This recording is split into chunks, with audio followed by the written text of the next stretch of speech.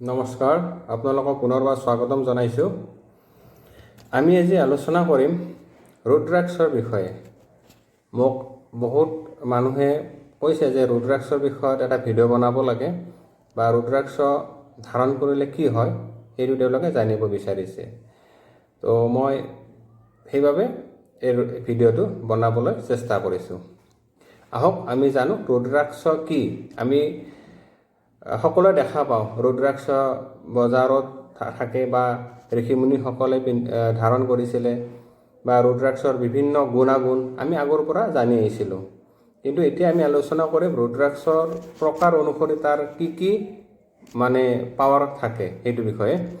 প্ৰথম কথা হৈছে ৰুদ্ৰাক্ষ কি। সাধাৰণ অৰ্থত আমি ক'ব পাৰোঁ যে ৰুদ্ৰাক্ষ হৈছে এবিধ ফলৰ বীজ, এক প্ৰকাৰ ফলৰ বীজ। অৰ্থাৎ ৰুদ্ৰাক্ষ গছ আছে, গছৰ গুটিৰ পৰা ৰুদ্ৰাক্ষ সৃষ্টি হয়। কিন্তু পুৰাণত উল্লেখ আছে যে ভগৱান শিৱৰ চকুৰ পৰা এই ৰুদ্ৰাক্ষৰ সৃষ্টি হৈছে। অৰ্থাৎ ৰুদ্ৰ মানে হৈছে শিৱ, অক্ষ মানে হৈছে চকু। অৰ্থাৎ শিৱৰ অক্ষৰ পৰা যিটো সৃষ্টি হৈছে সেইটোকে ৰুদ্ৰাক্ষ বুলি কোৱা হয়। আধ্যাত্মিক তথা বিজ্ঞানৰ ফালৰ পৰাও এই ৰুদ্ৰাক্ষৰ শক্তি অপৰিসীম। যি ব্যক্তিয়ে ৰুদ্ৰাক্ষ ধাৰণ কৰে সেই ব্যক্তিয়ে বা সাধকে ব্ৰহ্মজ্ঞান তথা সুখ সমৃদ্ধি লাভ কৰিবলৈ সক্ষম হয়। সেইবাবে আমি দেখা পাওঁ যে ঋষিমুনিসকলে ৰুদ্ৰাক্ষ ধাৰণ কৰে, তেতিয়াহ'লে তেওঁলোকৰ কি হ'ব, আধ্যাত্মিক শক্তিসমূহ বৃদ্ধি পায়। কাৰণ ৰুদ্ৰাক্ষৰ ভিতৰত এটি শক্তি নিহিত হৈ আছে। সেই শক্তিয়ে আমাৰ বডিত এটা উৰ্জাৰ সৃষ্টি কৰে। ৰুদ্ৰাক্ষৰ দ্বাৰা বিভিন্ন জটিল ৰোগৰ চিকিৎসা কৰা হয়। গতিকে ৰুদ্ৰাক্ষ যদি সঠিক আমি ধাৰণ কৰোঁ তেতিয়াহ'লে বিভিন্ন বেমাৰ আজাৰৰ পৰা আমি উপশম হ'বলৈ সক্ষম হওঁ। সাধাৰণতে জ্যোতিষবিদ্যা, আয়ুৰ্বেদ, মন্ত্ৰশাস্ত্ৰ আদিত ৰুদ্ৰাক্ষৰ গুণানুকীৰ্তন কৰা হৈছে। কিন্তু ৰুদ্ৰাক্ষ পোকে খোৱা, ভগা, পাতল ৰুদ্ৰাক্ষ ফলদায়ী নহয়। গতিকে ৰুদ্ৰাক্ষ ধাৰণৰ ক্ষেত্ৰতো আমি চাই চিতিয়ে ল'ব লাগিব। শাস্ত্ৰৰ নিয়ম অনুসৰি ৰুদ্ৰাক্ষ শোধন কৰিব লাগে। ৰুদ্ৰাক্ষ অকল বজাৰৰ পৰা কিনি আনি ধাৰণ কৰিলে নহয়, যে ৰুদ্ৰাক্ষ শোধন কৰি তাক এক্টিভেশ্যন কৰি জাগ্ৰত কৰিহে আমি ধাৰণ কৰিব লাগে, তেতিয়াই সি ফলদায়ী হয়। ৰুদ্ৰাক্ষ সাধাৰণতে 1ৰ পৰা 21 মুখী পৰ্যন্ত থাকে। অৰ্থাৎ ৰুদ্ৰাক্ষ প্ৰকাৰ 1ৰ পৰা 21 পৰ্যন্ত থাকে। কিন্তু 1ৰ পৰা 14 মুখী ৰুদ্ৰাক্ষহে আমি লাভ কৰিবলৈ সক্ষম হওঁ। 15ৰ পৰা 21 মুখী ৰুদ্ৰাক্ষ খুবেই কম, সেইবাবে তাক আমি দুৰ্লভ বুলি কওঁ। অৰ্থাৎ 15ৰ পৰা 21 মুখী ৰুদ্ৰাক্ষ যদি কোনোবাই পায় তেওঁ খুব লাকি ব্যক্তি বুলি আমি ক'ব পাৰোঁ। কিন্তু খুব কম মানুহে এই ৰুদ্ৰাক্ষ পায়। 1ৰ পৰা 14 মুখী সাধাৰণতে প্ৰাপ্ত হয়, কিন্তু 15ৰ পৰা 21 মুখী ৰুদ্ৰাক্ষ খুবেই কম, সেইবাবে তাৰ ডিমাণ্ডো বেছি। এতিয়া ৰুদ্ৰাক্ষৰ আকাৰ আৰু গুণাগুণ আমি আলোচনা কৰিম যে ৰুদ্ৰাক্ষ কেনেকুৱা আকাৰৰ আৰু তাৰ কি গুণ হয়। প্ৰথম কথা, একমুখী ৰুদ্ৰাক্ষ আমি আলোচনা কৰিম যে একমুখী ৰুদ্ৰাক্ষ দেখিবলৈ কেনেকুৱা হয়। একমুখী ৰুদ্ৰাক্ষ 2 প্ৰকাৰৰ হয়। এটা হৈছে দীঘলীয়া, দেখাত লম্বা, আৰু এটা হৈছে আপোনাৰ গোলাকৃতি। ধৰক মই মালাডাল পিন্ধি আছোঁ, এনেকুৱা গোলাকৃতিৰ হ'ব। এই ৰুদ্ৰাক্ষ কিন্তু খুব কমকৈ পোৱা যায়, সেইবাবে ইয়াৰ মূল্যও বেছি।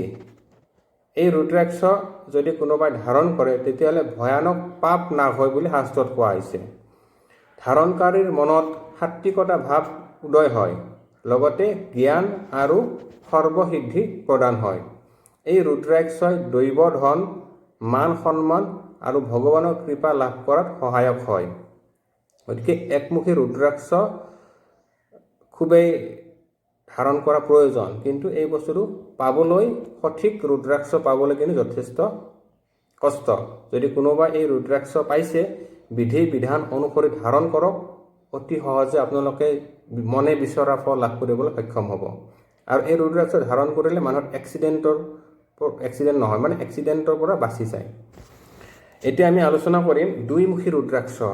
যে এই ৰুদ্ৰাক্ষ দেখিবলৈ কি হয়, লম্বা হয় আৰু চেপেটা হয়, গোল নহয়, দেখিবলৈ লম্বা আৰু চেপেটা হয়। এই ৰুদ্ৰাক্ষক কোৱা হৈছে ভগৱান শিৱ আৰু মা ভগৱতীৰ প্ৰতীক। শিৱ শিৱা থকা বুলি কোৱা হৈছে। এই ৰুদ্ৰাক্ষ যোনে ধাৰণ কৰে তেওঁলোকৰ কি হ'ব, মনৰ চঞ্চলতাটো দূৰ হৈ যায়। এই ৰুদ্ৰাক্ষ শাস্ত্ৰত উল্লেখ আছে যে বশীকৰণ প্ৰভাৱযুক্ত। এই ৰুদ্ৰাক্ষ যদি কোনোবাই ধাৰণ কৰে তেতিয়াহ'লে তেওঁলোকৰ কথা আনে শুনিব বা তেওঁলোকৰ ওপৰত আনে কথা ক'বলৈ ভয় কৰিব। মনৰ কামনা পূৰণকাৰী, মানে যোনে যি ভাৱত এই ৰুদ্ৰাক্ষ ধাৰণ কৰে তেওঁলোকৰ মনৰ ভাৱ বা মনৰ আশা আকাংক্ষা পূৰণ হয়।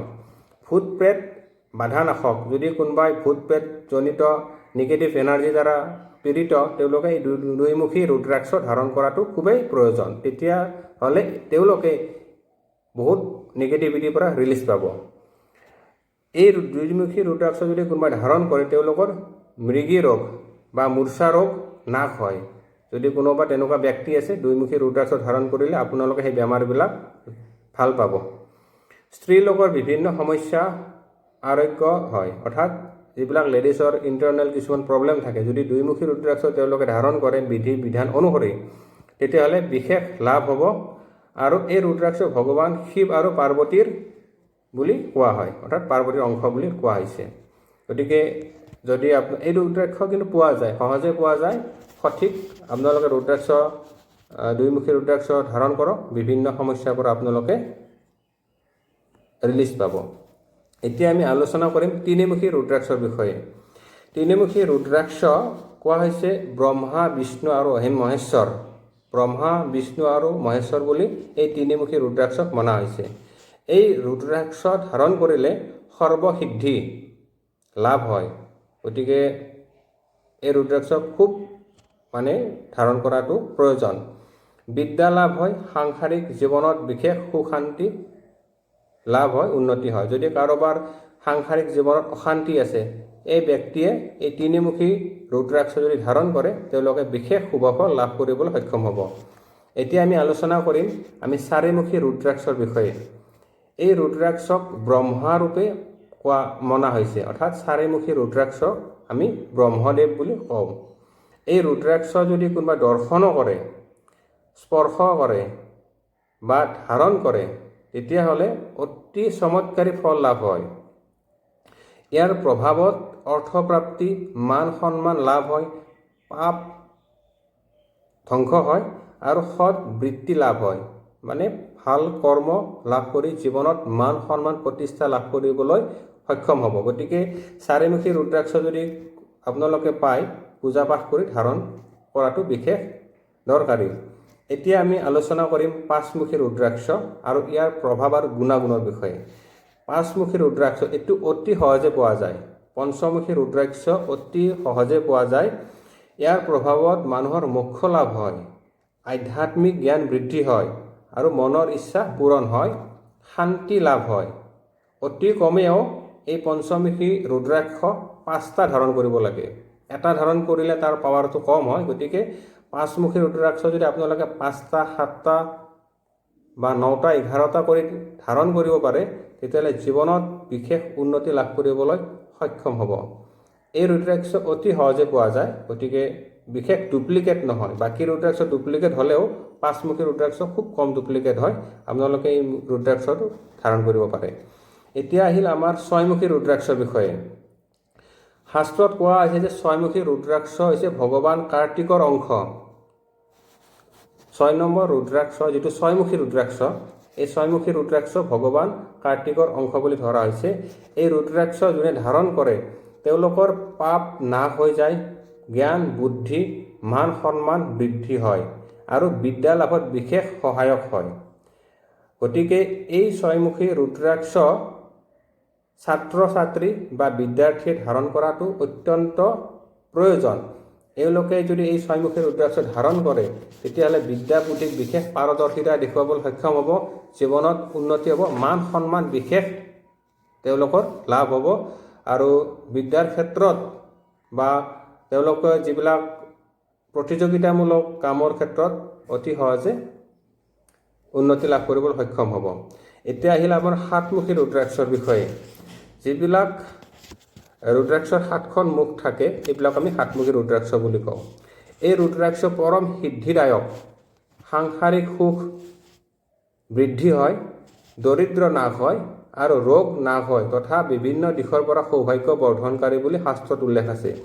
গতিকে সাতমুখী ৰুদ্ৰাক্ষৰ অত্যন্ত প্ৰভাৱশালী।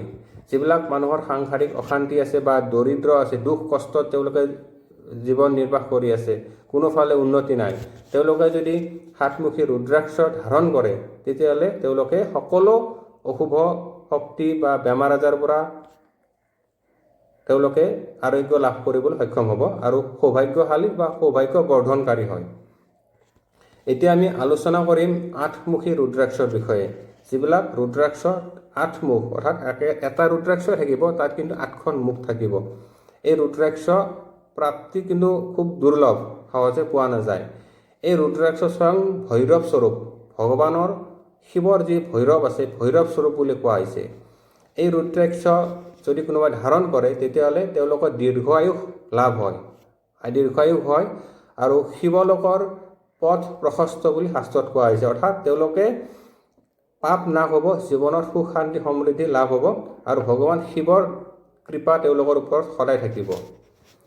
বল বৃদ্ধি হয় আৰু শত্ৰুৰ পৰা তেওঁলোকে মুক্ত হয়।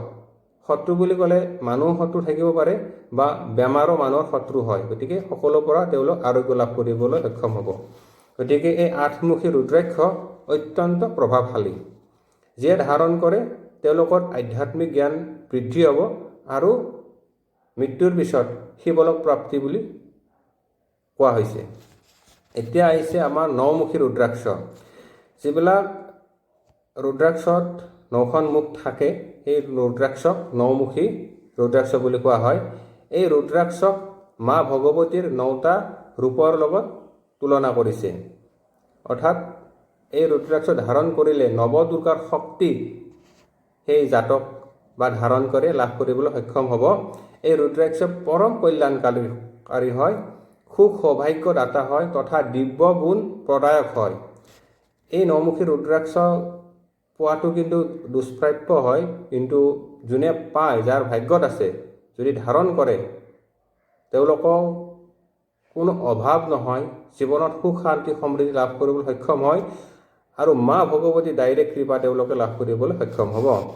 এতিয়া আহিল দশমুখী ৰুদ্ৰাক্ষ, 10মুখী। যিবিলাক ৰুদ্ৰাক্ষত 10খন মুখ থাকে এইটো কোৱা হৈছে 10মুখী ৰুদ্ৰাক্ষ। এই 10মুখী ৰুদ্ৰাক্ষ কিন্তু পোৱাটো কঠিন হয়। এই ৰুদ্ৰাক্ষ ভগৱান বিষ্ণুৰ 10 অৱতাৰ বুলি ধৰা হৈছে। আমাৰ বিষ্ণুৰ যি 10টা অৱতাৰ আছে এই দশমুখী ৰুদ্ৰাক্ষত থকা বুলি ধৰা হয়। এই ৰুদ্ৰাক্ষই ৰোগ শোক নাশ কৰে, বাধা বিঘ্ন ভূত প্ৰেত জনিত বাধা দূৰ কৰিব, সৰ্ব মনৰ কামনা পূৰণ কৰে, জীৱনত সুখ শান্তি সমৃদ্ধি লাভ কৰাত সহায়ক হয়। যিয়ে ধাৰণ কৰে তেওঁলোকে অলৌকিক শক্তিৰ অধিকাৰী হয় বুলি শাস্ত্ৰত কোৱা হৈছে। গতিকে এই 10মুখী ৰুদ্ৰাক্ষও কিন্তু বিশেষ দুৰ্লভ, যদিও যোনে ধাৰণ কৰে বিশেষ উন্নতি হয়। এতিয়া আহিল 11মুখী ৰুদ্ৰাক্ষ। এই 11মুখী ৰুদ্ৰাক্ষ যোনে ধাৰণ কৰে তেওঁলোকৰ সন্মোহনী প্ৰভাৱ বৃদ্ধি পায়। অৰ্থাৎ তেওঁলোকে এই ধাৰণ কৰি য'ত যায় সেই স্থানত তেওঁ জয় ময়ময় হয় আৰু শ্ৰীবৃদ্ধিৰ প্ৰভাৱযুক্ত হয়, লক্ষী বৃদ্ধি হয়। যোনে 11মুখী ৰুদ্ৰাক্ষ ধাৰণ কৰে ধনৰ অভাৱ কেতিয়াও তেওঁলোকৰ নহয়, সকলো কৰ্মতে উন্নতি হয় আৰু সকলো মনৰ আশা তেওঁলোকৰ এই জীৱনতে পূৰণ হয়। অত্যন্ত শক্তিশালী আৰু প্ৰভাৱশালী এই 11মুখী ৰুদ্ৰাক্ষ। এতিয়া আমি আলোচনা কৰিম 12মুখী ৰুদ্ৰাক্ষৰ বিষয়ে। 12মুখী ৰুদ্ৰাক্ষক দ্বাদশ আদিত্য বুলি ধৰা হৈছে। অৰ্থাৎ আমাৰ যি দ্বাদশ আদিত্য আছে এই আদিত্যৰ অৱস্থান এই 12মুখী ৰুদ্ৰাক্ষত থকা বুলি শাস্ত্ৰত উল্লেখ আছে। এই ৰুদ্ৰাক্ষ ধাৰণ কৰিলে তেজস্বীয়তা বৃদ্ধি হয়, মানে যোনে ধাৰণ কৰে তেওঁৰ কস্মিক এনাৰ্জি বৃদ্ধি হয়, আন্তৰিক শক্তি বৃদ্ধি হ'ব, শ্ৰী বৃদ্ধি হ'ব, মান সন্মান বৃদ্ধি হ'ব আৰু অৰ্থ প্ৰাপ্তি অতি সহজে হয়। তেওঁলোকে অৰ্থৰ কথা চিন্তা কৰিব নালাগে। নিজৰ বল বৃদ্ধি যথেষ্ট বৃদ্ধি হ'ব আৰু নিজৰ ইনাৰ পাৱাৰ বাঢ়ি যায় এই যদি 12মুখী ৰুদ্ৰাক্ষ কোনোবাই ধাৰণ কৰিব পাৰে। গতিকে যাৰ ভাগ্যত আছে এইটো ধাৰণ কৰে খুব শুভ। কিন্তু এই ৰুদ্ৰাক্ষসমূহ দুৰ্লভ। এতিয়া আমি আলোচনা কৰিম 13মুখী ৰুদ্ৰাক্ষৰ বিষয়ে।